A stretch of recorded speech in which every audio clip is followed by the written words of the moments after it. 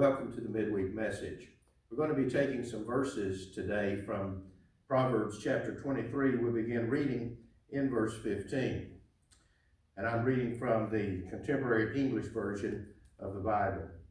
My children, if you show good sense, I will be happy, and if you are truthful, I will be really glad. Don't be jealous of sinners, but always honor the Lord. Then you will truly have hope for the future. Listen to me, my children. Be wise and have enough sense to follow the right path. Don't be a heavy drinker or stuff yourself with food. It will make you feel drowsy, and you will end up poor with only rags to wear. And that is Proverbs chapter 23, verses 15 through 21. So let's look at these verses individually. My children, if you show good sense, I will be happy. That's verse 15. Verse 16 says, and if you are truthful, I will really be glad. Now, the verses that we're looking at all have to do with a father's instruction to his children. So, my children, I'll be happy if you show good sense. All of us as parents are gladdened by the wise decisions and good choices of our children. And verse 16 says, if you're truthful, I will really be glad. And so, those are some things that gladden the hearts of parents, and things that we want for our children is that they apply wisdom in their lives, use good sense, and are truthful. And verse 17 follows this with an admonition. Don't be jealous of sinners, but always honor the Lord. Now, the scripture in various places indicates to us that it is possible that believers become jealous of unbelievers, or the righteous become jealous of the unrighteous, because it may seem like sometimes that in the short term, those paths are more profitable.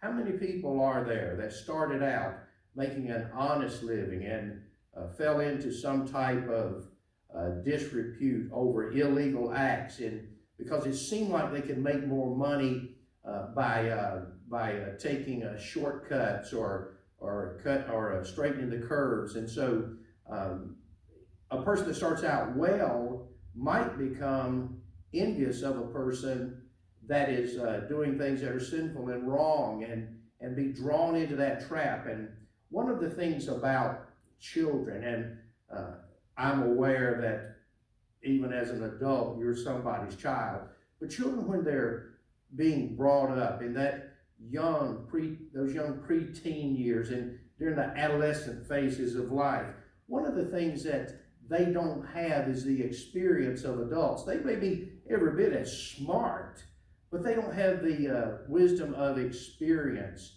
and they don't have the insight that only comes through doing things and facing situations. And so consequently, sometimes young people will make decisions, and we as adults scratch our heads and we think, how could you even think like that? How could you even think that that might work? And it's just because of inexperience. Plus,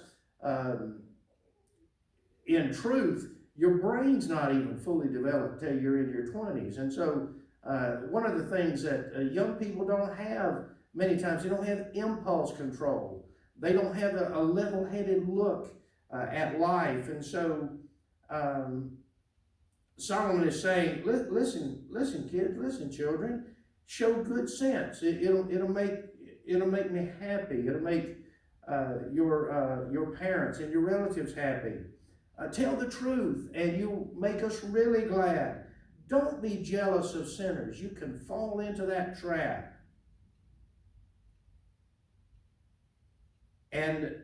But always honor the Lord.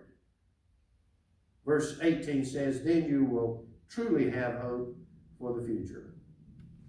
Always honor God. Don't be jealous of sinners. Verse 19, he emphatically states, listen to me, my children.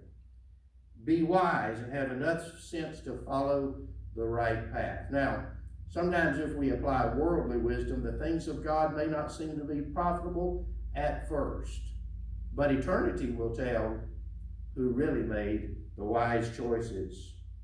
Listen, children. Be wise and have enough sense to follow the right path. And then there is a practical application of one area of conduct. Verse 20 says, don't be a heavy drinker or stuff yourself with food. Verse 21 says, it will make you feel drowsy and you will end up poor with only rags to wear. Don't overindulge in food and drink. It will make you feel drowsy. Everybody who's experienced a Thanksgiving dinner knows that. And you will end up poor with only rags to wear. Now, there are a handful of things that are exceedingly addictive. One of them is alcohol. And alcohol is expensive. And there are people that have squandered small fortunes on alcohol and substance use. If you're given to overindulgence, to addictions, and alcohol is particularly mentioned here, we could include in that substance abuse of other kinds. We could even include other addictions like gambling and sexual behaviors. If you're given to being overindulgent in those things, you will end up poor and ragged.